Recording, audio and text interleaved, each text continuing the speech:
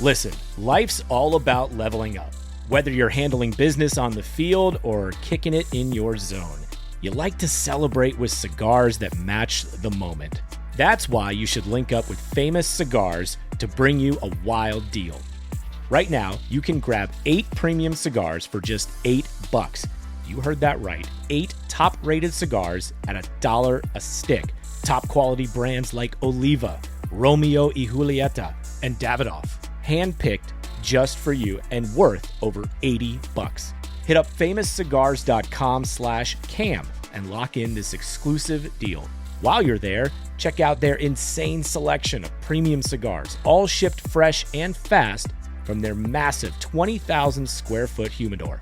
That's half a football field. Famous Cigars has been in the game since 1939 and still family owned. So celebrate every win with the folks at Famous. 8 cigars for $8. famouscigars.com/cam. Let's be honest. Shopping, not my thing.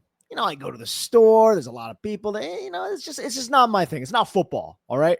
I spend way too long scrolling websites just looking for something simple like a nice pair of jeans. And I'm either overwhelmed by all the choices or can't find anything my style and end up with stuff that doesn't fit and doesn't work. That's why I use Stitch Fix. You just take a quick style quiz, share your size, your vibe, and your budget, and boom, you're matched with a real human stylists who handle the rest. They take care of the work for you. They send you a fix box with clothes that actually fit and make sense for your life, work, weekends, whatever. It saves you time. You look great, and you don't even have to think about it. That's the best part. It's no risk, all style. Try it all on in the comfort of your home. Keep what works, send back the rest. Free shipping and returns, always, and no subscription required.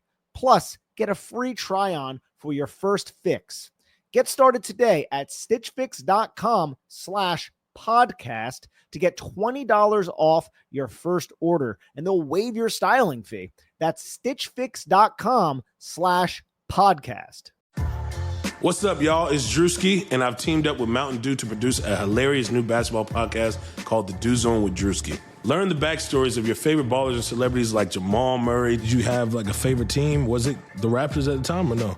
Was the Raptors even started around that time? Come on, bro. I ain't that old, fam.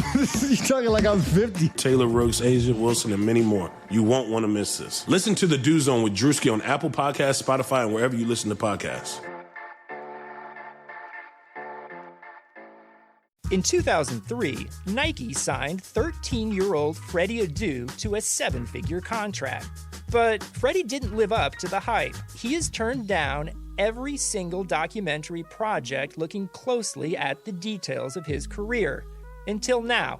People are going to look at everything you did because of the hype surrounding your arrival and what they think you can be. I'm Grant Wall, and this is American Prodigy, Freddie Adu, from Blue Wire Podcasts. The Timeline is a Blue Wire podcast. You don't want to go backwards, though, to get the ball. Good job. Crowder for the win.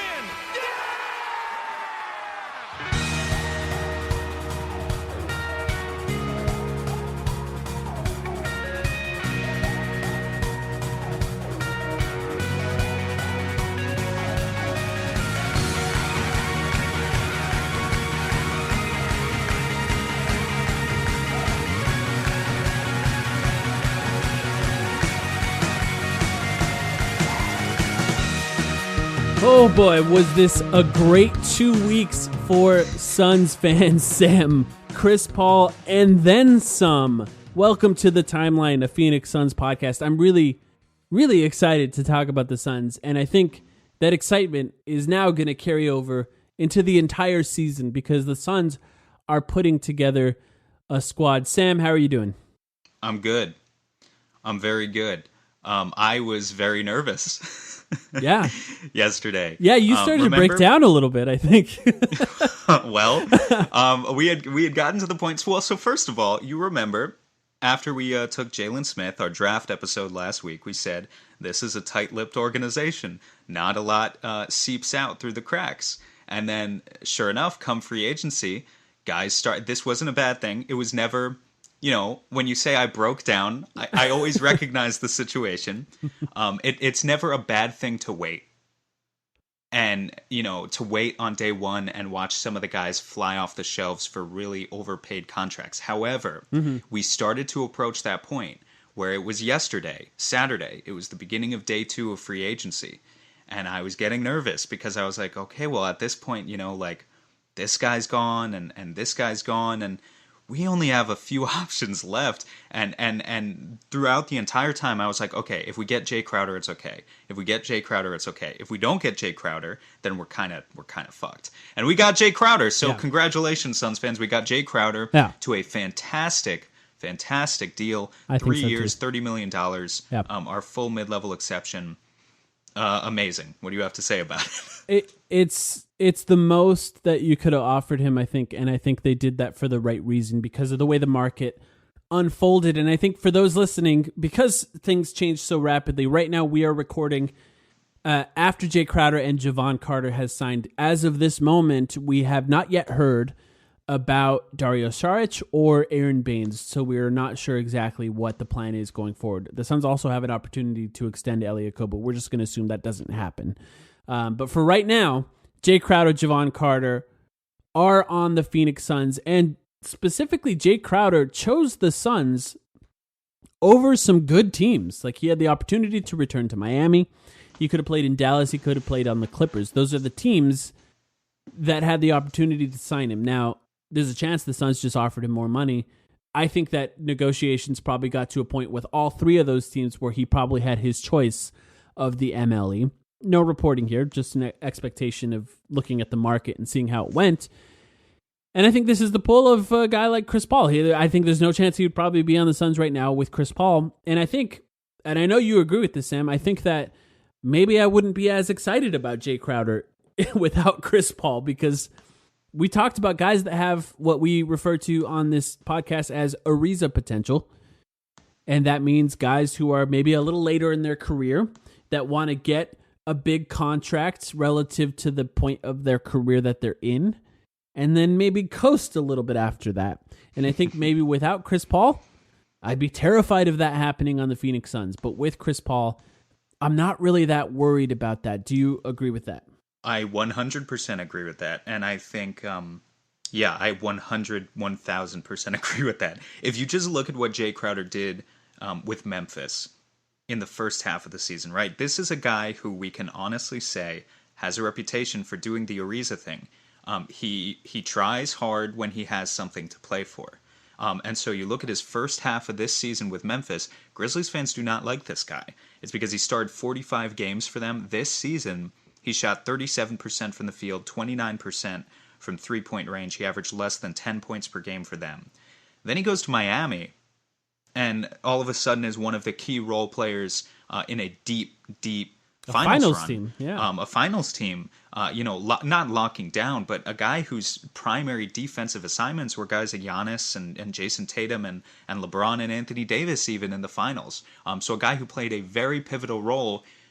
Key thing, though, when he had something to play for. And so to bring a guy in like Jae Crowder, there's a reason I didn't cover him when we were doing our free agent scouting series on our YouTube channel. And that's kind of because, the entire time I thought it was very likely that Miami would actually want to re-sign him. Obviously, I was wrong about that. But B, I thought that this was a guy who's, at the time, I'm talking a couple months ago, was not one of my favorite targets because I thought, well, he needs something to play for. We need a different veteran to bring in. He can't be like the main veteran a la Ricky Rubio to kind of set the tone. Right. Now that Chris Paul's here, he's a fantastic acquisition. And he will try on this team. And rest assured, he will have an impact on this team as well. Yeah, and I think, so the conversation now, I think at some point is going to shift to does he start or not? My first thought is that he does start because he's My first veteran. thought is he doesn't choose the Phoenix Suns over teams like the Clippers and the Mavericks if he doesn't have the opportunity to start. Yeah, but I will say, I don't think that James Jones or Monty Williams told him, hey, you're going to start. I think that they probably say something like, you'll have the opportunity to start on the Phoenix Suns, because I think you don't want to guarantee a starting spot to anybody. You want them to compete for it. And we know that's something that Monty and James Jones do because they've talked about it before. That's something that they've said before. But I do think he does start, and I think that makes a lot of sense. Time and time again on this podcast, you and I, Sam, talked about the best possible fits around Devin Booker and DeAndre Ayton. And when we talk about the best possible fits around Devin Booker and DeAndre Ayton, you want guys who are plus defenders at their position. And now we have, around those two guys, 3+ defenders at their position. You have in the starting lineup, just to say it, Chris Paul, obvious plus defender, even as he ages. By the way, later in this episode, we're going to have an excellent interview with our friends from the OKC podcast called The Uncontested, breaking down Chris Paul's game. We're going to get deeper into what he looks like now.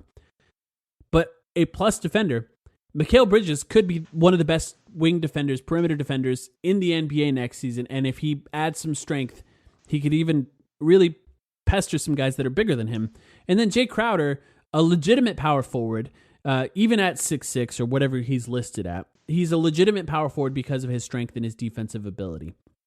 I actually think Mikal Bridges is still the best defender on the team, for the record, but the type of versatility that someone like Jae Crowder brings, you talked about it. I think the two guys that you mentioned in the playoffs already, besides LeBron, are Giannis and Tatum. Those guys could not be more different. Completely different guys. And Jae Crowder has the defensive versatility to guard both of them. He can keep up with Jae Crowder on the perimeter and on drives to the rim, and he can absorb the hits that come with a Giannis drive to the rim because that's all where he can score. And I think that type of versatility matters in the starting lineup. And that's the type of thing, it's the reason why, as much as Jae Crowder can be considered inconsistent in the regular season, that versatility and the ability to hit the shots, and we should talk about his offense, is why he continually gets minutes in the postseason. And I think more than anything else, you look at this as a postseason move. So I assume he's going to start, and I think the defensive versatility is the main reason why. What do you think? Yeah, I agree. So first of all, with respect to his defense, we did post an analysis video on our YouTube channel yesterday. First of all, so many people have watched that, so thank you. I think it just shows how excited Suns fans are about this signing. But go check it out. We talk about his defense, and specifically about the defensive edge and toughness that he brings. And so, I would compare this almost to it's like a PJ Tucker-esque signing. He's lighter at 235 pounds. Tucker is even a little bit bigger than that. Crowder, I don't think, is a guy who you would really want to play center, for instance. But he brings the same sort of defensive versatility to this roster, whereas Mikal Bridges, you can sick Mikal Bridges on Luka Doncic or James Harden on the perimeter, and he's just going to break up plays and deflect outlet passes and stuff like that. But once you get him in the post, even for as long as Mikal Bridges is with a 7'1", 7'2", whatever it is wingspan, he's just not strong enough yet to guard a guy like Giannis. And if you need a guy to just go out there and take some hits and accept some bruises, Jae Crowder is that guy. And he's gonna be the defensive. He's just gonna bring grit to this defensive game plan like no one else on the roster currently can. So defensively, it's fantastic. Overall, I think he checks a number of boxes that you kind of ideally want from any modern system player. In that, if you're gonna bring in a guy who is a low usage player, because we know that that's what Jae Crowder is, he doesn't take a ton of shots. He's kind of in the Mikal Bridges, Cam Johnson tier, where he's not going to take away too many touches from either Chris Paul or Devin Booker, who are now the focal points of your offense. Well, then you want that guy to do a few things. Yes, Jae Crowder can shoot. He's not a sharpshooter. I went into this in the video as well, but he can absolutely shoot. He can shoot a little bit off movement even, and out of some set plays. But the other thing he can do that is very critical is he can make smart reads, he can play within a 0.5 system, and he can dribble a tiny bit. Not in the sense that he's a point guard at all, but just to demonstrate that, this season he averaged 2.5 assists to 1.1 turnovers per game, which from a small forward just shows you, first of all, Kelly Oubre was never going to give you that. And I'm being serious. I think you may have been the one to point it out, but Crowder is kind of everything at the power forward position that you wanted Kelly Oubre to be, but kind of knew deep down that he couldn't be. And Crowder's going to make some of the reads that Oubre never did. Yeah. And Crowder's going to bring the he's just a little bit stronger. His base is literally thicker. He's thick in a way that Kelly couldn't be. Kelly is sexy, but Jae is thick. He's and thick. He's not going to go out there and posterize anyone. He's not going to be a flashy player. But he's going to contribute in all the possible ways, offensively and defensively, that a low usage player possibly could. And so for all those reasons, I mean, again, it's just for $10 million, when a guy like Jeremy Grant, who I love, by the way, but when a guy like Jeremy Grant is going out there and getting a $20 million offer, and you can get a guy who is ever so slightly marginally worse for half the price, it's a steal. Yeah. I absolutely agree. But Sam, we got a Woj Bomb. No way. Again? A mid-podcast Woj Bomb. This one's not huge. I'm going to tell you right now, get your Google ready. The free agent center, Damian Jones, has agreed to a 2-year deal with the Phoenix Suns. Damian Jones, who previously played, sort of, on the Golden State Warriors, 10 games his first season, 15 games his second season, 24 games his third season. Last year played in Atlanta and played more significant minutes on a bad Atlanta team. This is likely a third string big. If you look at Dario Saric returning, which, I mean, maybe this could be an omen on whether or not he is. I don't necessarily think that right now. But if you look at it, I talked about it. I still think we needed sort of a third big to potentially eat up some actual true center minutes, because right now Jalen Smith, I tweeted about it, weighs less than Jae Crowder. Dario Saric, a center on offense, maybe might struggle on defense against certain centers. I actually think Saric's strength is underrated in a lot of ways. But Damian Jones is now on the Suns. He doesn't shoot, which is actually a surprising signing, because right now essentially everyone on the roster shoots threes outside of DeAndre Ayton, which remains to be seen. Damian Jones doesn't. He's a guy, like last season in Atlanta, he averaged 68% from the field. Why? Well, because he shoots right at the rim. If you look at his shot chart, it's just going to be a glowing red circle right at the rim. Defensively, I'll be honest, I don't have a ton of great feel for the type of player that Damian Jones is defensively, but I think this is a signing that makes sense. Probably a vet minimum deal for 2 years, it looks like. Actually, I don't know if the vet minimum can be signed for 2 years, but it's a short deal. Not bad. Damian Jones, it's fine. Do you have any thoughts before we get back to Jae Crowder? Has it already been announced that it's a 2-year deal? Yes. Did you see that? Oh, yeah, 2-year deal. Yes. Okay, sorry, I'm looking at the literally Woj Bomb just broke. Here's the thing. He's just one of those very raw athletic types. I think it's kind of like a stronger Shek Diallo, like whereas Shek Diallo is kind of like the string bean, but he kind of played the 4 and the 5. Damian Jones is a pure 5. He's 245 pounds, and also, by the way, 7'4" wingspan. So another guy that comes in very long. James Jones clearly has a type. Can't shoot. He's going to roll. I'll tell you everything I know about him. He's going to roll to the rim. He can finish decently at the rim for some lobs. He's going to protect the rim on the other side of the court, and he's going to use all 6 of his fouls. This is a guy who I don't think can play long stretches of time without getting into foul trouble. He's one of those guys where he started 27 games for the Hawks this year, and granted the Hawks were a very bad team, but like he's one of those centers who can just get away with starting if you're only going to play him like 15 minutes and he leaves the game with 4 fouls. You know what I mean? Like I'm trying to think of an example of like, we've definitely had guys like that on the Suns recently. An example isn't immediately coming to mind. But yeah, he's one of those guys. He can give you Miles Plumlee? Is that yeah? Miles Plumlee. Miles Plumlee is a decent. He can give you like he can start if DeAndre Ayton is missing time.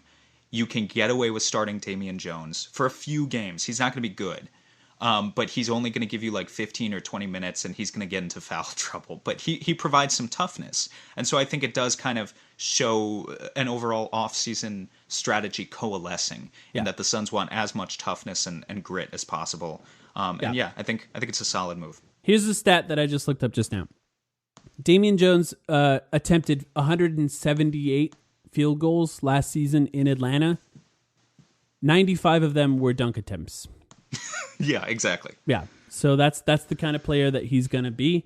Don't expect anything outside of the rim. It's 71% true shooting this year. Look at that. I mean, yeah, he's only taking shots in front of the rim, so it makes a lot of sense. And not a lot of attempts. And honestly, playing with Atlanta is actually not the worst indication of the type of shots he'll probably get in Phoenix, because Trae Young is one of the best passers in the league. Now he has Chris Paul and Devin Booker, and those guys are going to attract a lot of attention from bigs in the mid-range area, which opens the dunker spots, as we hope for guys like DeAndre Ayton. Obviously, that'll be the same for Damian Jones. I think this is a pretty good signing. We haven't seen the money yet, but I don't hate it. It's good. Assuming it's not for the BAE. Yeah, that would be weird. It would be weird if they spent like $3.5-4 million a year on this. Assuming it's just a veteran minimum, yeah, great deal.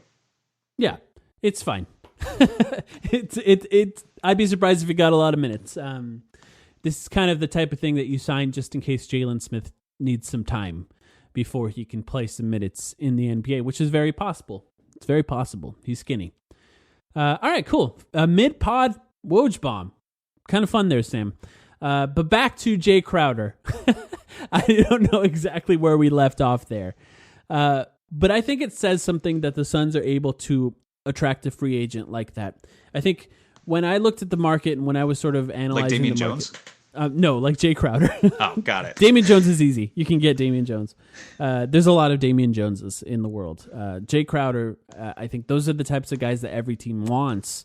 It's exactly what you need. When you lose Kelly Oubre, and you talked about it, that's actually, I think, the last thing we talked about, the differences between Jae Crowder and Kelly Oubre. I'll be 100% honest with the people listening to this podcast. I think that Kelly Oubre is a much better player than Jae Crowder. But that's why you get Chris Paul. You have to trade good players to get great players. But I think that Kelly Oubre's role was maybe a little too big for what he provided. And if you can shrink that role down a little bit more and get a guy like Jae Crowder now, whose primary role will be to never lose focus on defense, I think that helps a lot. Some of the problems with Kelly Oubre, as good as he was and as good as he will be, was losing focus defensively. And I think a guy like Jae Crowder, he knows his role. He's in the NBA because he doesn't lose focus defensively. So I think that's going to make a huge difference.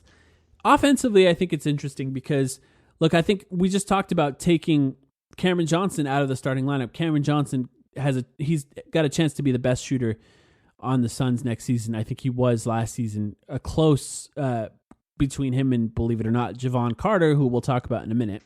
But Jae Crowder, I think he still can hit that three.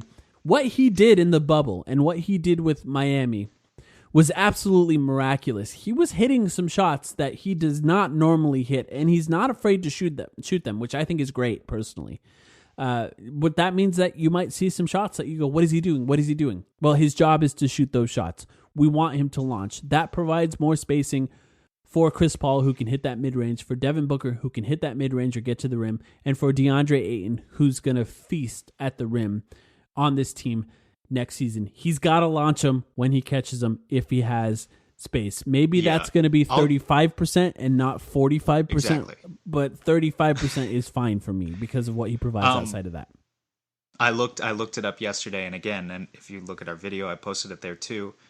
He shot 32.2% on catch and shoot threes last season overall, combined between Memphis and Miami. That's not very good, but he can hit them when open. And I would go out on a limb and say that Jae Crowder is about to get more open threes, in the corner especially, than any other player on the Suns next season. Because Cam Johnson provides a certain amount of gravity to him, especially if Cam Johnson's coming off the bench, there's going to be more defensive focus on him. But when it comes to Jae Crowder, he's going to be sharing a lot of minutes with Chris Paul and Devin Booker and DeAndre Ayton. You've got Chris Paul and Devin Booker where you've got to stay glued to them even in that mid-range area because you know that they're two-level scorers. With DeAndre Ayton, he's rolling to the rim, so you have to stay attached to him. He comes with his own gravity. If there's anything that the defense is going to be willing to concede, it's going to be, okay, let tag on DeAndre Ayton, who's rolling to the rim, stay with Booker and Paul, and now Jae Crowder's open to the corner. So he's going to be the bailout option who gets all those open looks. And as long as he can hit those at like a 35% respectable clip, which is basically what Kelly Oubre was giving you as well. Yeah. That's more than enough. And he's gonna be that guy. He's gonna launch 6 or 7 or 8 threes a game. Yeah. And he's not gonna hit all of them. Like, he's not gonna be a special shooter. Right. But he's gonna be a good enough shooter that if that's your last option on offense, that's your bailout option, you're more than willing to live with that. And look, too, I think it should be said that the circumstances in the bubble, as I've talked about, were very specific. And I think that increased a lot of players' shooting abilities. His percentages went up. Cameron Payne shot 50% from three. Jevon Crowder was absolutely on fire for the entirety of the bubble. But there's a chance that a lot of these games also take place with no fans going forward. It's just an interesting calculation. Maybe you do believe, if you're James Jones or Monty Williams, that the weird COVID circumstances could actually help his shooting performances a little bit more. That could be interesting. An interesting thing to track. If he has a career year in shooting, there's a couple things you can attribute it to. The spacing that this team should provide with Devin Booker, Chris Paul, and DeAndre Ayton. And then maybe the fact that he's playing in front of less fans. That could be something that you can attribute it to as well going forward. It wouldn't surprise me if he had a career year shooting. Outside of what he did in Miami, which is completely unsustainable, he could improve. I think he definitely could. Chris Paul's one of the greatest playmakers of all time. I think that when I looked at the markets, I think that this was the perfect fit. I think you lose Kelly Oubre, you need to replace your wing depth a little bit. I did not personally like the deal that Milwaukee gave DJ Augustin. If the Suns did it, it's justifiable because of how important a third guard is on this team, and we'll get into that a little later with our OKC friends. But I just think it's an overpay for DJ Augustin, where at some point soon there's a chance that he just completely goes off of a cliff. Whereas wing depth, this is such a small role. Guard is important. So I like the deal a lot. 3 years, $30 million. I think it's a great deal. I talked about it online too. Jeremy Grant got literally twice that money for the same amount of time. And these guys, their stats in the bubble in the playoffs were essentially identical, where actually Jae Crowder got more rebounds and got more assists with less turnovers, and Jeremy Grant wants to create more for himself, which is a disaster for Detroit personally. And fundamentally, you've got the same sort of player where, like, there were other wings who I liked in free agency. For instance, I love Justin Holiday. I've gone on the record saying that before. And he signed for only $6 million. So, like, that definitely caught my attention.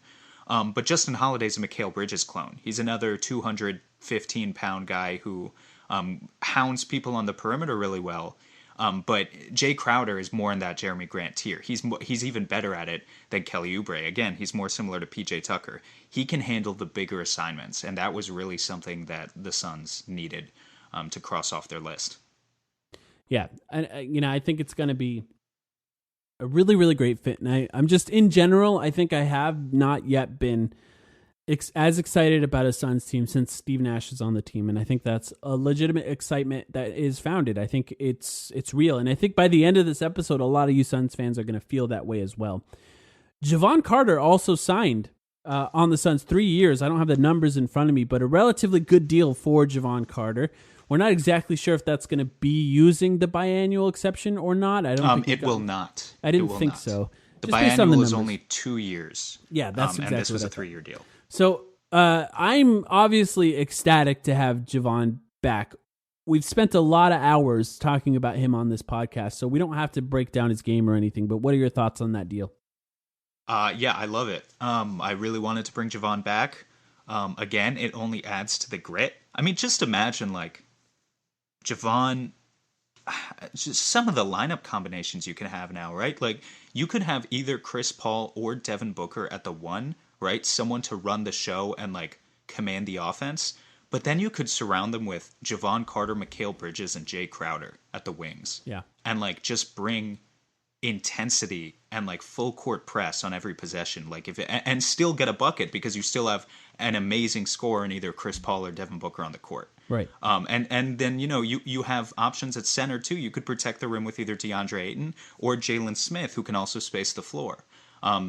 It's just, there are some really amazing lineup combinations that Monty has to deal with now. And to speak more about Jevon personally, I mean, he's just a great guy.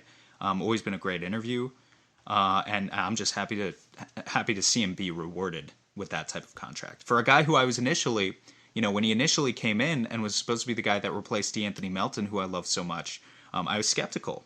And maybe he doesn't have the same long arms and the same measurables as DeAnthony Melton, but he certainly has the heart. Yeah. And has maybe proven, a better shot. Absolutely a better shot. Absolutely a better shot. And has proven himself, especially in the bubble, but even before then, that he's a guy who can have an impact. He's a culture guy. I think that's the main thing with Jevon Crowder.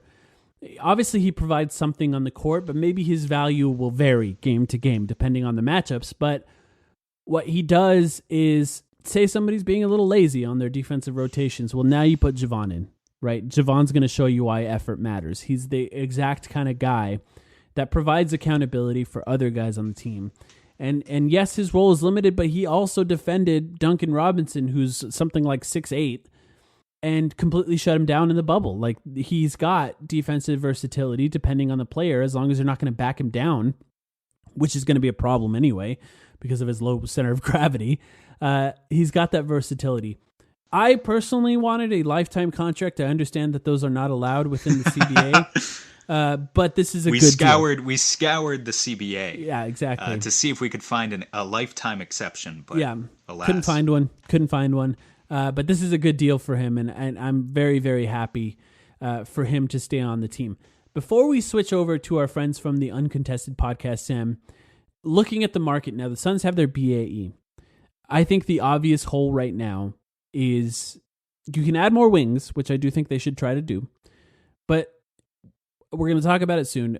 3 guards, I think, help with a Chris Paul team. And we talked about the problems we had last season. The offense fell apart a little bit with Ricky Rubio on the floor and Devin Booker not, which will not be a problem this year in the same way. But you still need another guy.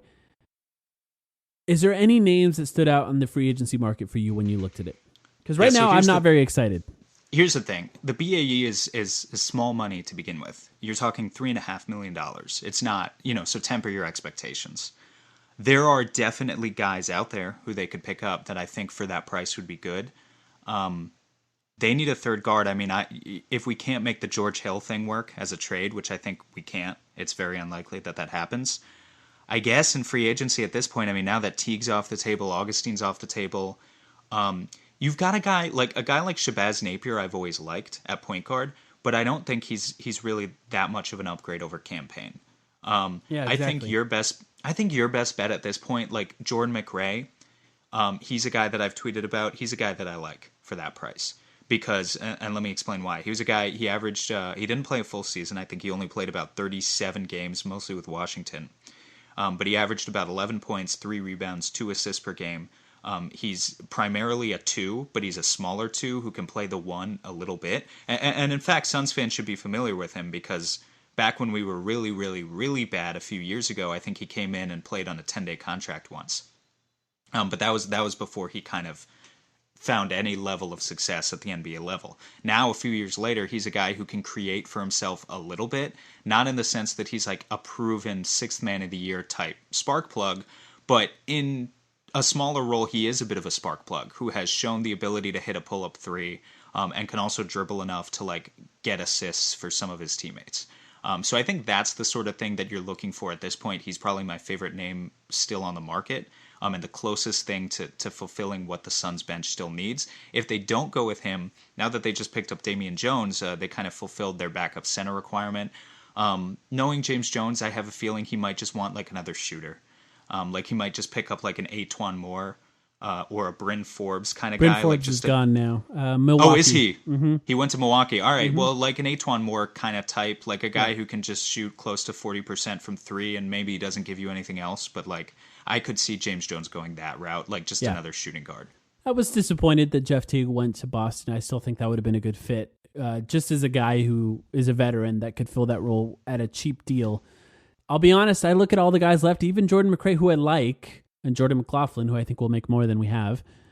And I just think I'm not convinced that they're going to be better than Cameron Payne, and I know that we're not sure what Cameron Payne's going to be.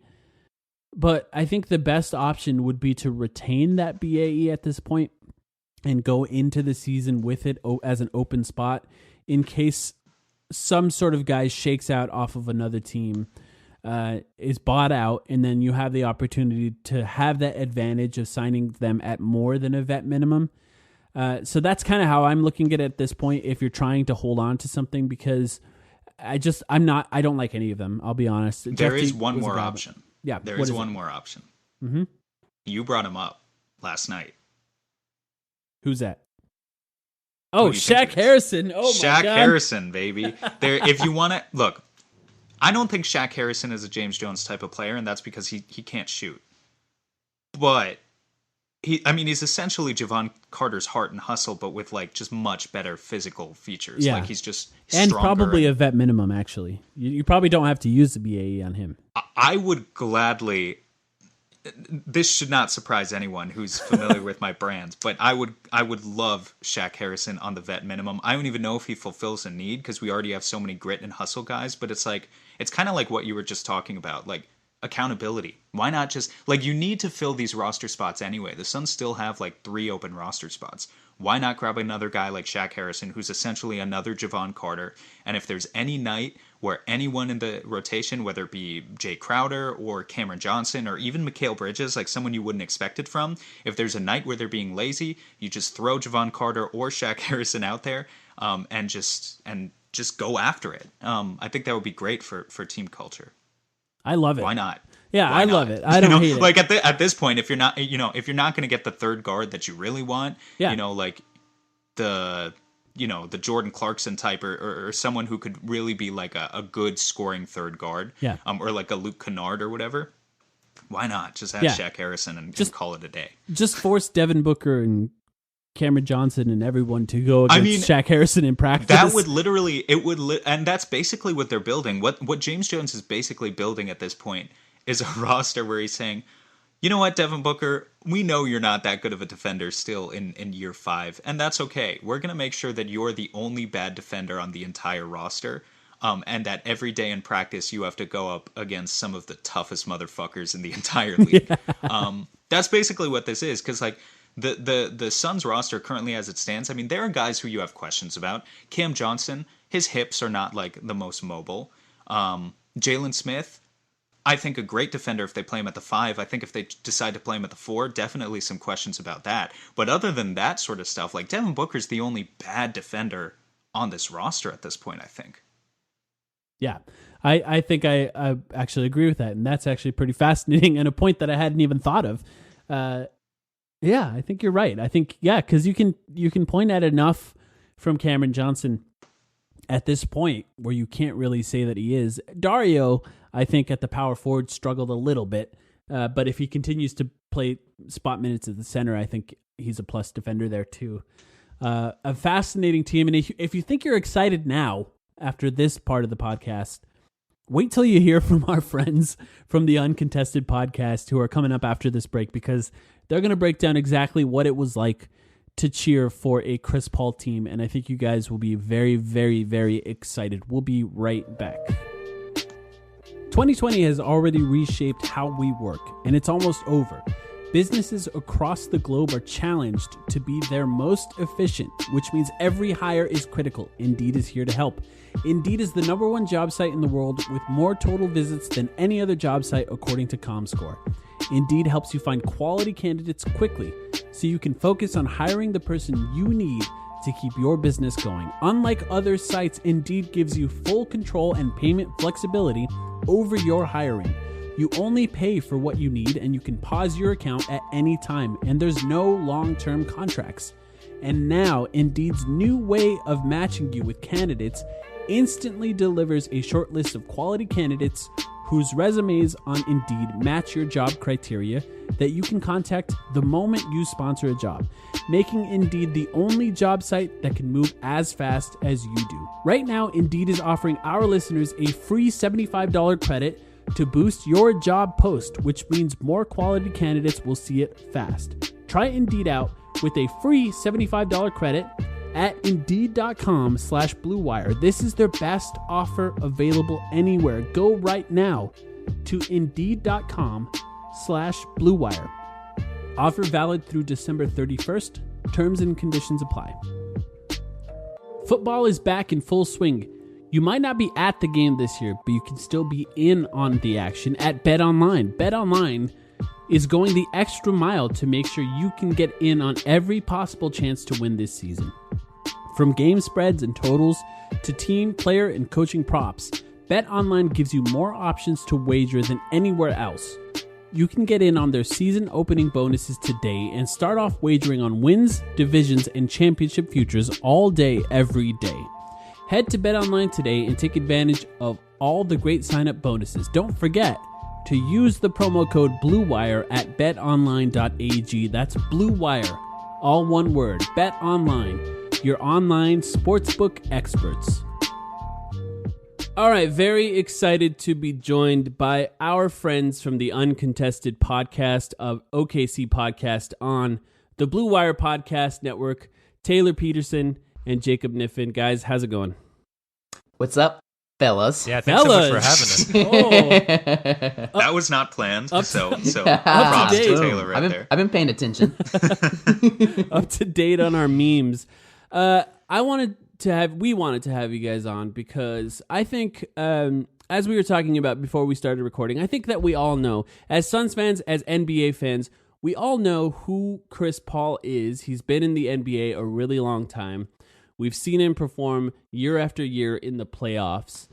But I think what we want to know is what he's like now. Now, I'm not going to say that a lot of people didn't watch that OKC team, but fans of teams generally just watch their team and then try to catch teams they missed in the playoffs, maybe catch a few games here and there during the regular season. So I'm guessing a lot of Suns fans really didn't watch a ton of OKC games last season with Chris Paul on the team. So I just wanted to cover that with you guys. And Tayler, let's start with you. I just want to ask you, what was your initial reaction? And I know this is probably like a more of a personal thing because of how the trade went down and the guy what the guy that left OKC meant to you guys. But what was your initial reaction when Chris Paul was traded to the Thunder? So it's hilarious. If anybody has the time, we highly encourage listeners to go back and try and find our Chris Paul Russell Westbrook trade from, I guess, almost a year and like 3 months ago now, which seems wild. Maybe even longer than that. But we were not happy. We had been, to say the very least, we'd been competing against Chris Paul all the way back, back during his Clipper days. The Russell Westbrook versus Chris Paul rivalry basically kind of stemmed from that. And then he goes over to the Rockets and it just intensifies. Obviously, all the stuff on the court, we just weren't huge fans. He also kind of, there's all the talk about the locker room trouble. And we were just like, wow, Chris Paul's going to get here. He's going to be really mad and upset. The Thunder looking to tank and rebuild. And, we weren't excited. And it was about this time last year, probably even a little earlier now, because we're in late November, but probably towards the beginning of the early November last year, where we were like, wait a minute, this guy's kind of cool. And he's playing some of his best basketball he has since really before his hamstring injury. And he's getting along really well with the young guys. And this might actually be something. So it's about this time last year that he really kind of started to change our perceptives, and we couldn't have been more wrong from our initial reactions. Jacob, you agree with that? Oh, yeah. I mean, if you go back, I said, quote, "Don't even let Chris Paul in my city. Ship him out. Give me the Miami package. I don't care."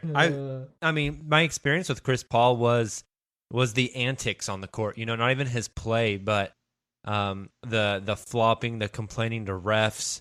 I was like, man, if he treats Steven Adams like he treated DeAndre Jordan, you guys remember that play where he's like screaming at him and pointing at, I was like, that's not going to fly in OKC. I don't want that. And I look like a damn idiot now. Like my perspective on him changed so dramatically that he's one of my favorite guys that's ever come through Oklahoma City and played basketball here. Absolutely. And he was only here 1 year. Wow. And you grew to love the antics too? All parts of him? Dude, whenever the antics are on your team, you love it. You love it. Yeah, so exactly. The untucked jersey, in that Minnesota that was so game funny. that led to the Hail Mary by Steven and Schroeder. Love it. Love it. Fun stuff. It's one of those things where, like, if Patrick Beverly is playing against you, Like, you hate the crap out of that guy. But whenever he's on your team, you love him. It's like same thing with Draymond Green, same thing with Chris Paul. Whenever the antics are for the benefit of your team, it's pretty entertaining. I think what's interesting about Chris Paul, first of all, it sure seemed like Chris Paul made that team a 5 seed. Now, it's not to say that were not other good players on the Thunder. Obviously, there were other good players. Steven Adams, Shea, Dennis Schroeder were all good players. Lou Dort, you guys know I love Lou Dort. Yeah. But it's interesting because he got to that team and it just made them infinitely better. But when you look at Chris Paul's stats, first of all, he played 70 games, which surprised me when I first looked at it. But 17 points a game. And then his assists, you think it's going to be like 11 or something, right? When you think about how good they are. But 6.7 assists. It's not like eye-popping assist numbers. They're Devin Booker assist numbers, basically. That's kind of what he averages. And then the percentages are good. Chris Paul, as much of a shooter as he is more of a mid-range shooter than a three-point bomber. Like, he's not shooting 8 3-point attempts, 40%, right? A game. Yeah, right. What is it that he brought to the team that maybe you don't see in those stats that made you guys that good? So that's a really good transition. And something that's really interesting, and something that we kind of picked up on, particularly during some, the Thunder had won however many games in the clutch, the most in the league. Yeah. And we started calling him Clutch Paul. And speaking on the stats, they don't seem as high as you maybe would think. A lot of that is because it's really interesting. He's such a high IQ basketball player, which isn't a surprise to anyone who's obviously watched him for a long time in the league now. But it was almost like he used those first 3 quarters to kind of get a feel for the game and read the defense, see what they were giving him. And then the fourth quarter would happen and all hell would just break loose and he would just pick apart the defenses and go to those spots that he had analyzed for analyzing the game for the first 3 quarters. It was incredible. And that's kind of where you saw the Clutch Paul thing happen in the clutch, because he would just start to go to those spots that he had realized that the defense was giving him. But that also allowed guys, like you mentioned, Shea and Schroeder, Gallo, guys like that really to get involved early. And it helped free them up as well in the fourth quarter. So that 3-guard lineup was really, really good in the clutch because, Chris Paul would go to his spots and start being a little more aggressive, and that frees Shea and Schroeder up more. So that was something that we picked up on that was really interesting, was just how he analyzed the game throughout the game, right? It was really incredible. Yeah, and to that point, you mentioned Chris Paul's assist numbers, and they're not eye-popping. There's 2 ways to read into that. Way one is what is he doing then? Because if he's not scoring a whole lot, leading the team in scoring, and he's not leading the team in assisting, is he really contributing that much? The thing was, the Thunder were one of I think the top 7 or 8 teams in passes per game last season, but I think in the bottom 10 in assists. And the reason for that was whenever they play that 3-guard lineup, they would move the ball to find the mismatch and then let whoever had the mismatch go to work. And the other aspect was Chris Paul didn't dominate the ball. He played with Schroeder. He played with Shai Gilgeous-Alexander. He played with Danilo Gallinari. And he was willing to get off the ball, play off ball, kind of quarterback without the ball in his hands, which I think that's going to translate incredibly well as he moves over to Phoenix. My conventional thinking was always Chris Paul's going to have the ball in his hands at all points in time. He's going to dictate everything. He likes to get off the ball. He likes to get off it early in the possession and move and cut and direct traffic. And I think that is going to work so well next to Devin Booker. Those two are going to be able to flip-flop possessions on who's running the offense, who's playing off ball. And I think the fit is going to be seamless. Music to my ears, just what you guys are saying. And possibly another point of contrast you can see between Chris Paul and James Harden, and maybe why things didn't work out so well there. Exactly. I want to talk about, look, everyone knows Chris Paul is a veteran, obviously. I know you guys were angry when he first was coming to the OKC locker room, but presumably even then you expected some level of maybe leadership. Can you just speak to that a little bit? What specifically did he do to kind of set the tone in the locker room and serve as such a mentor for these young players and obviously lead them to success on the court as well? Are there any certain players that he took under his wing in particular that you can speak to also? Yeah. So it's kind of well noted. I was gonna say I'm gonna let Jacob take this because he does really well. He's huge on Chris Paul's leadership. Yeah, he really, it's kind of well noted that he took Shai Gilgeous-Alexander and Darius Baisley under his wing. I mean, he and Shai would go out to dinner. Chris didn't move his family to OKC. His family's still in LA. So Shai would be over at Chris's house from what we understand, what we know.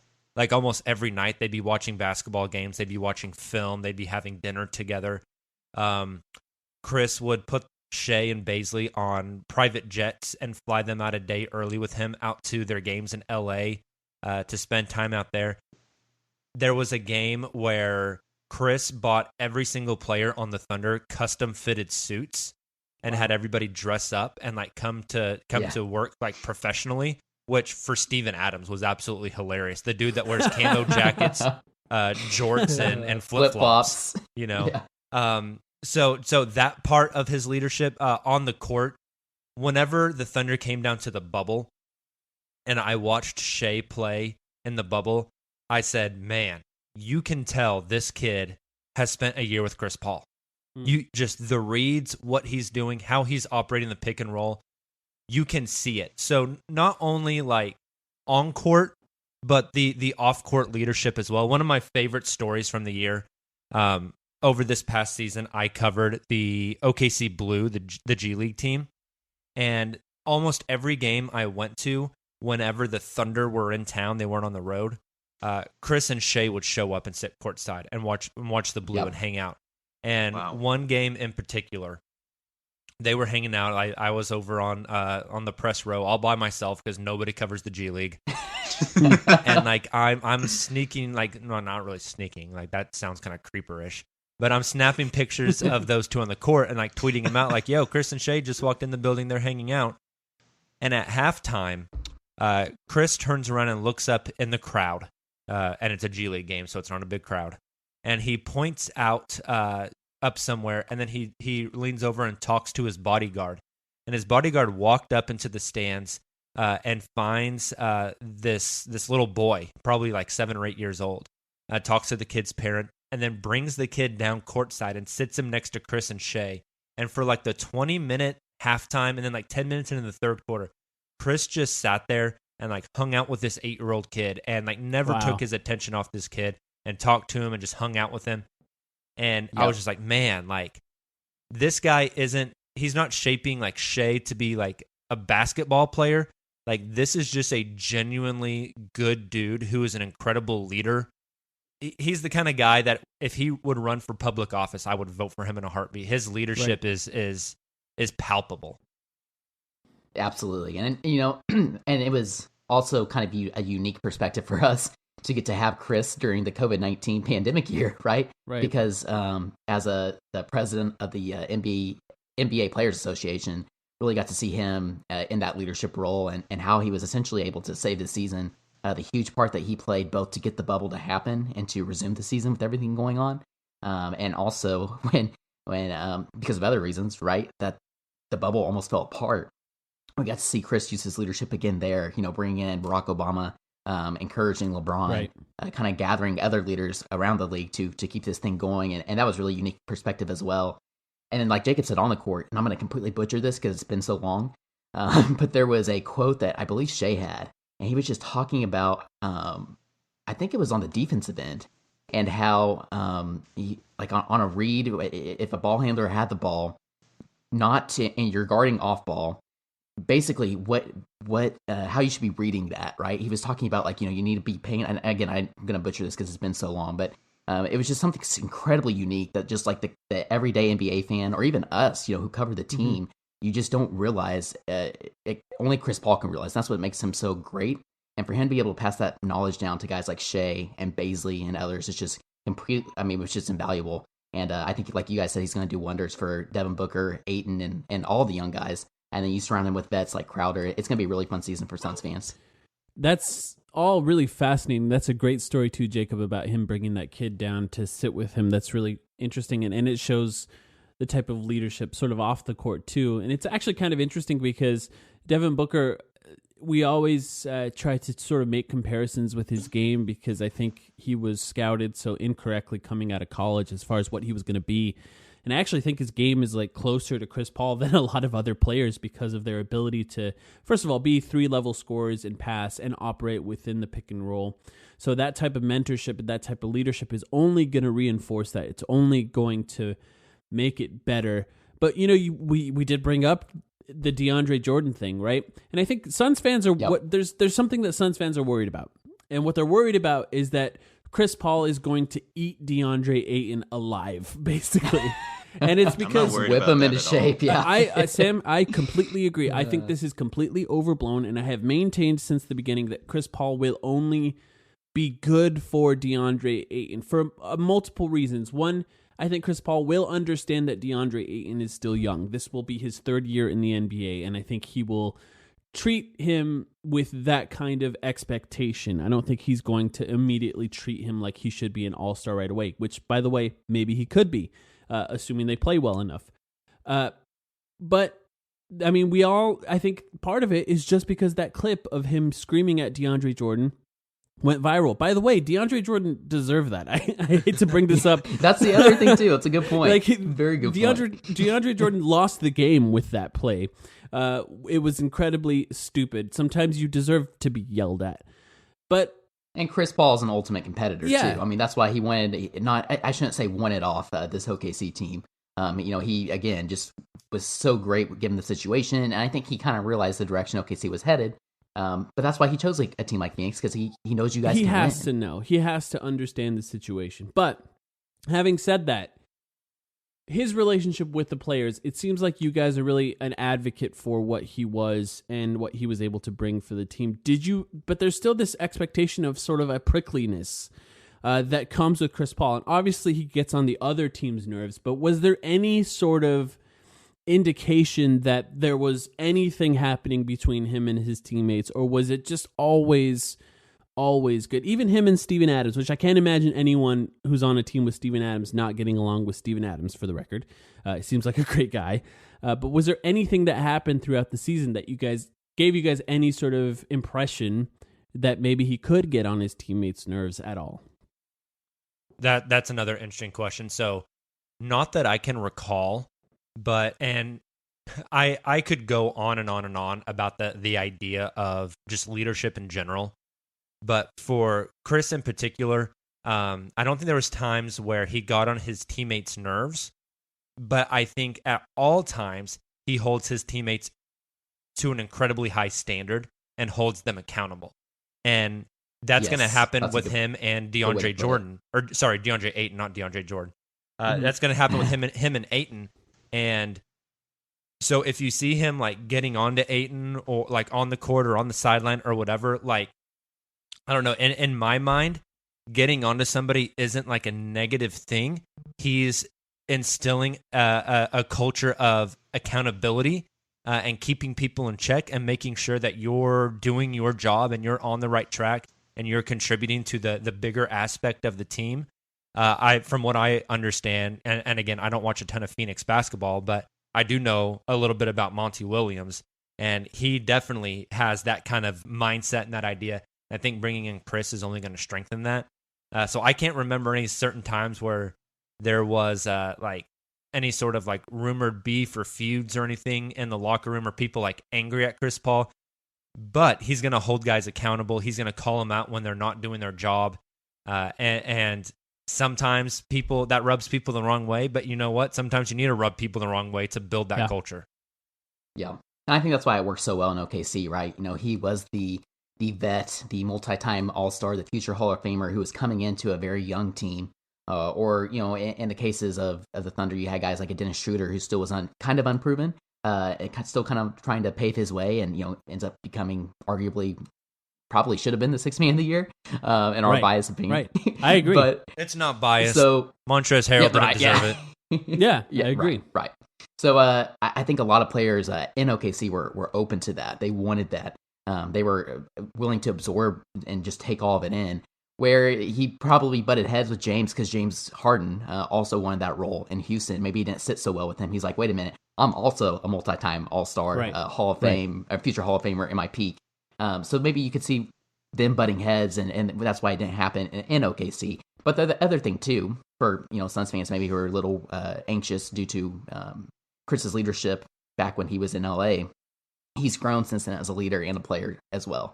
And Jake, I think that's a really good point. The Monty factor there, that co-leadership will be really interesting, and in my opinion, fun to watch. I think it's going to be great for the Phoenix Suns team. I do have one more on-court question for you guys, because I think everything you're saying about leadership and mentorship, it's amazing. And it's encouraging to know that he's grown as a leader over the years. My question is kind of about how that's offset with a decline in athleticism. So I want to turn it back over quickly to on-court stuff. I think we know what Chris Paul brings offensively. He's like a 3-level scorer, maybe a 2-level scorer, you could say, if his finishing has slipped a little bit. Defensively, what were your guys' opinions on both just his on-court talent, his athleticism, and kind of to what extent that slipped over the years, and how well he played defensively for you guys, also like how vocal he was and sort of stuff like that. So what was your overall impression of Chris Paul's defense, and maybe compared to what it was 5 years ago when he was on the Clippers and in his athletic prime? So that's a really good question. Yeah, take it, Tayler. I think, in my opinion, well, first of all, there's a reason that 3-guard lineup was the best clutch lineup in the NBA. And also, I guess, the highest net rating in the NBA as well. And that's because the 3 guards are able to make that defense work, right? Obviously, some of that isn't just due to Chris Paul. You have guys like Dennis Schroeder, who really improved their defensive game, and Shea, who's just incredibly versatile, so that helps. However, a lot of that is because of Chris and the intensity that he brings, especially in close games like that. And so while he may not be quite as quick and like at the peak of his athleticism like he was in the past, he still brings that same intensity. And like we keep mentioning when it comes to his play on the court, he's such a high IQ player. He just sees the game in a completely different way that I could never. I wish I could, and quite honestly, a lot of NBA players as well are unable to. That's what makes Chris so great, both as a point guard, but also on the defensive end. Again, I really wish I had that quote that I mentioned earlier, because it was so great and so applicable here. But just the way he's able to read the game at such a high level really translates to the defensive end as well. And he just, we talked about his leadership. He's going to up his teammates' defensive efforts as well. So I don't really have specific examples here. Jacob might have better specific examples, but all I will say is there is a reason that 3-guard lineup works so well and had such great ratings across the board, and it's because of the defensive efforts that those three guards were able to implement. Yeah, and I would echo that, and I would also say, obviously his athleticism has gone down, but to me, he's a crafty defender. Gets a lot of steals. He knows tendencies really, really, really well. And so he's less of a like a Lou Dort style defender who is just built like a damn truck and can move his feet like he shouldn't be allowed to. Like a human that big should not be able to move their feet that fast. He doesn't have those athletic traits. He's not going to block shots, but he's the kind of defender that he's pesky, he's strong, and he just knows tendencies really well to pickpocket, right? To hedge on pick and rolls, to know when to go under, when to go over. Plays really well within the scheme, and I think yes, his defense isn't as good as what it used to be, but in Oklahoma City, he had Lou Dort to throw on the best perimeter defender, and then he could take the lesser guy. It's going to be the same thing in Phoenix. You guys have Mikal Bridges and Jae Crowder to really take on those heavy assignments, and then Chris kind of falls into the back and can almost be like that defensive quarterback, calling out coverages and schemes and switches, but still a very effective defender. There were times where he got switched onto like a James Harden or a Trae Young and really held his own still. And I think even though he's lost a bit of a step and he can't move laterally and up and down as quick as he used to, that's where it's offset with just, I guess, really just watching film and knowing what other players do and what they're going to do and understanding those things at such an intricate level. Yeah. And that's a good point about the team personnel around him also, with Bridges and Crowder. It's going to be a really fun defensive lineup. It's just fun to hear you guys say Bridges and Crowder, I'll be honest. Yeah. We haven't had a lot of opportunities still getting used to it. To hear that, right. So that's just fun to hear. It's interesting. I think one of the most underrated aspects of defense is just having played guys a bunch of times. And what I mean by that is you just start to understand what they're going to do in specific situations. And Chris Paul, having been around for so long and being sort of the basketball genius that he is, I think you guys are right. I think he brings the kind of experience and basketball IQ that will not only make him a good defender, but also make the other guys around him a good defender. But he can tell you, hey, when James Harden is in this situation, he's going to do this, or things like that. And I think that matters a lot because, first of all, Devin Booker tweeted in 2013, "I just got my invite to Chris Paul's camp. I'm excited to go." He was a teenager, cool. You know? So what I think that is what that shows is these guys are all going to respect a legend. And I think what we saw in OKC is the accountability that comes with playing with a legend, because now part of their legacy is on your shoulders as well. Yeah, DeAndre Ayton doesn't want to be the guy who's known for having fucked up CP3's legacy. Yeah, exactly. And I think that matters a lot. And so I definitely agree with what you guys said about his defense there. I think I brought up that he played 70 games last season in a 72-game season, which I think is pretty incredible for a guy that turned 35 in the middle of that season. He appears to be taking care of his body in the way that the sort of legends are meant to do right now. Like Steve Nash very famously gave up all sugar when he was in his 30s, and that allowed him to extend his career almost into his 40s. He basically broke down right when he turned 40. Right. LeBron James is a medical miracle, obviously, but he does take care of his body in the way that you would want somebody in their 30s to take care of their body. I imagine it surprised you guys that he played 70 games. Absolutely. It would surprise me, I think, if he played 70 of the 72 games this season going forward. That was kind of when we started, I talked about the transition from like, gosh, get Chris Paul off my team. Can we get him to Miami? To, wait, I really like this guy. We might actually have something here. So when that transition kind of happened on our podcast, then we started talking about like, wait a minute, we need him to stay healthy. Yeah, because you're going to make the playoffs, right? Yeah. Right. Is it true that he's a vegan now? Yep. He is plant-based. Full vegan diet. Yeah, you just talked about Steve Nash giving up sugar. You talked about Chris Paul going vegan. This is why I'm not in the NBA, guys. Yeah, and you're in OKC. You got to get that barbecue. Yeah. Yeah, I would. Right. I'd be starting at the 2 in the league if it wasn't for sugar and meat. You know. Yeah. Did Thunder fans just pretend like he wasn't vegan? I can't imagine that plays well in OKC. Yeah. With Steven Adams. Steven Adams literally has a commercial, or had a commercial, smashing steaks, talking about beef. Yeah, he was part of the Oklahoma Beef Council. We have a beef That's council. What it was. And then meanwhile, vegan Chris Paul rules. And I can tell you, as somebody who's engaged to a vegan, not many options in Oklahoma City. I bet. That is true. That's very true. It's actually not that bad in Phoenix, so let's see if he does better. Yeah, right. Now, not to like just keep harping on Chris Paul's leadership, because like you guys said, maybe the most important thing is his play on the court. And staying and his on it, health is going to be huge in that. But one thing that was interesting as well is he there's multiple times where he brought in like vegan companies or like vegan food trucks and kind of for his teammates to try and say, look, this isn't all that bad.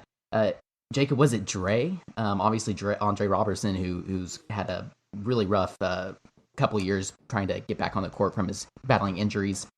But I feel like it was Dre that he converted to vegan. I think so, as well. Yeah. Or plant-based or whatever.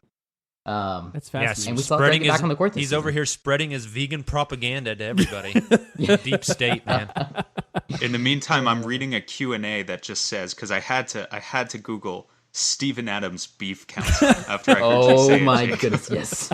Yes. Just Steven Adams gets his strength from sports, fans, and a good beef steak. And I could just go into the rest of the Q&A, but that's sounds like Baines, actually. Maybe it's a Pacific Ocean thing. Yeah, that's right. I think that's fascinating. And do you guys have any other insight as to what it took to keep him healthy? I mean, it didn't seem like he was resting. Did he?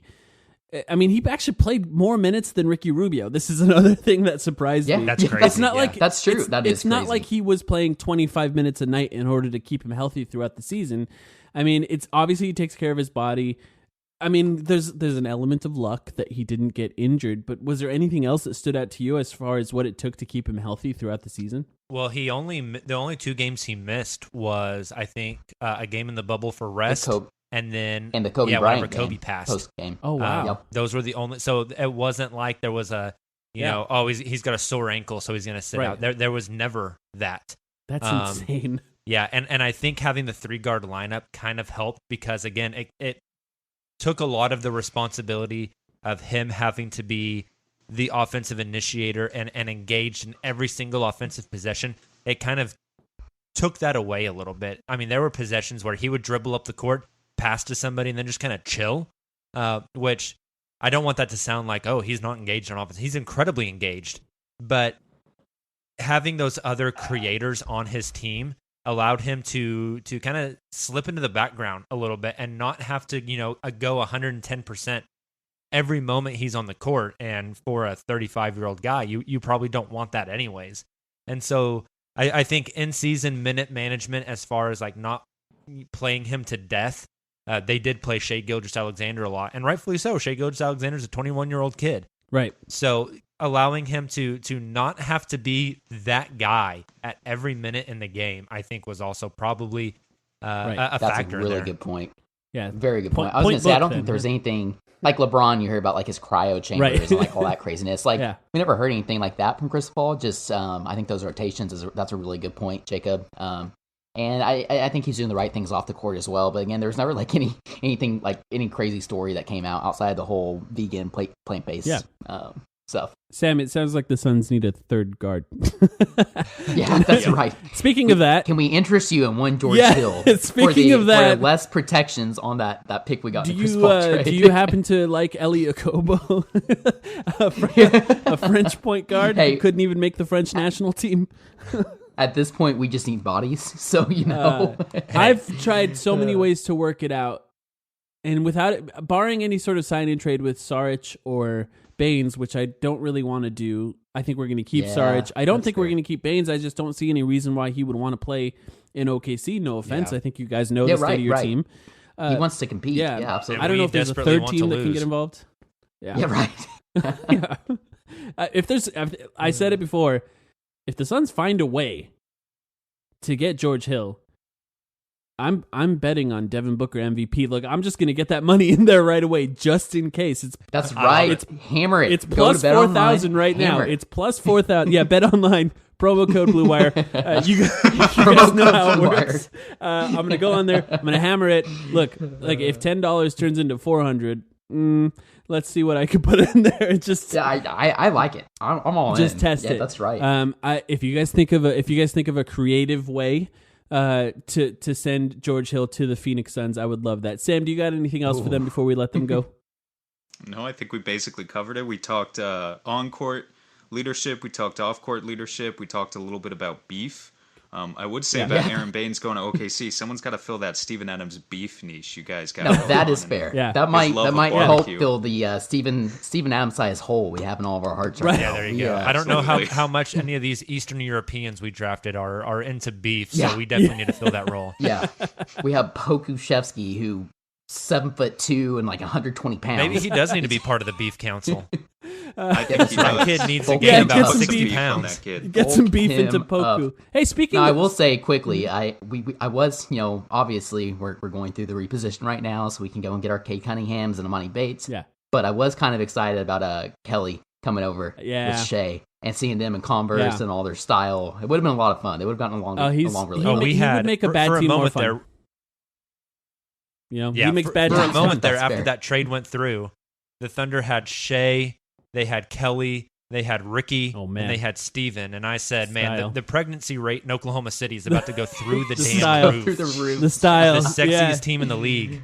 Yeah.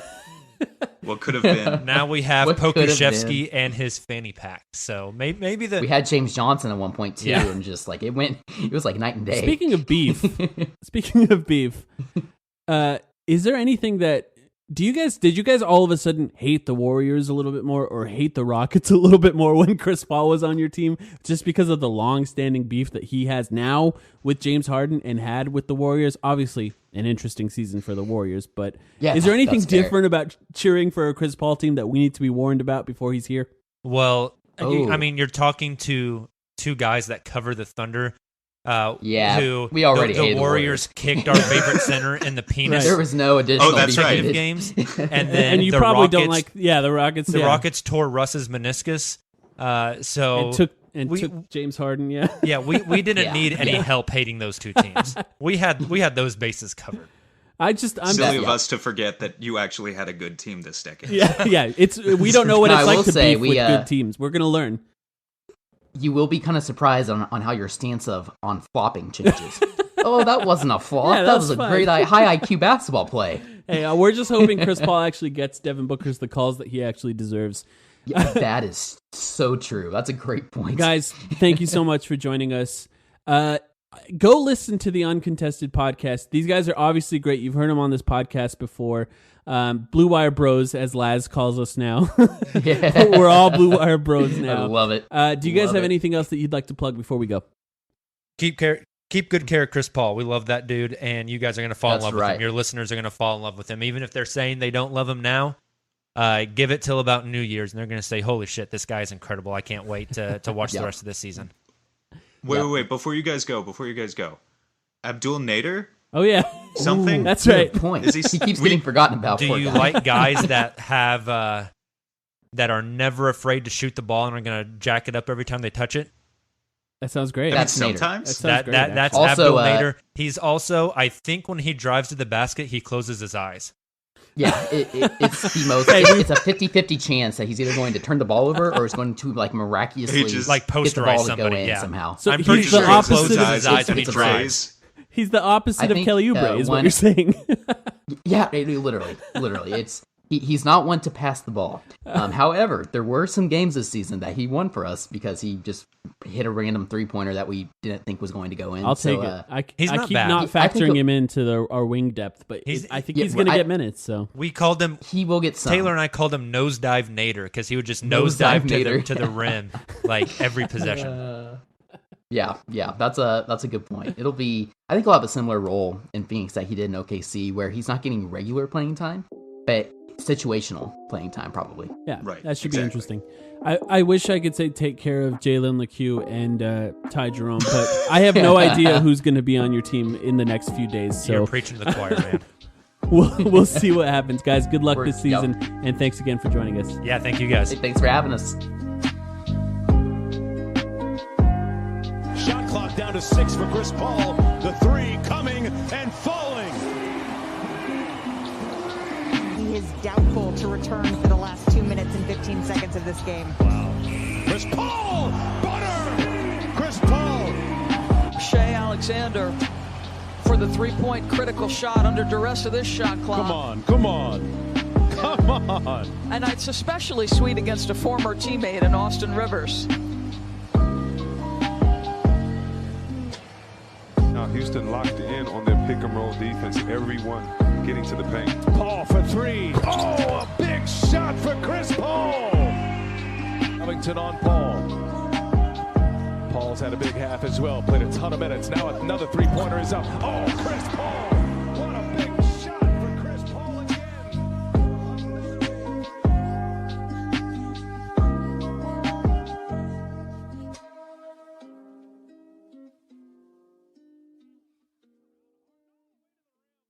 Nobody builds 5G like Verizon builds 5G, because we're the engineers who built the most reliable network in America. And the more you do with 5G, the more building it right matters. The more your network matters. The more Verizon engineers going the extra mile matters. It's us pushing us. It's Verizon versus Verizon. 5G built right from America's most reliable network. Most reliable based on rankings from RootMetrics second half 2020 U.S. report of 3 mobile networks. Results may vary. Award is not an endorsement. For over a century, Johnny Walker has shared its bold spirit with the game of golf. Now, crafted with Devereaux Golf, Johnny Walker introduces the Johnny Walker Blue Label-inspired Sunday Golf Bag, elevating the game with sleek design, blue label hues, and refined gold accents. Celebrate your hole-in-one with a premium Sunday bag crafted by Devereaux Golf. Submit proof of your achievement to JohnnyWalker.com/blue-in-1. Please drink responsibly.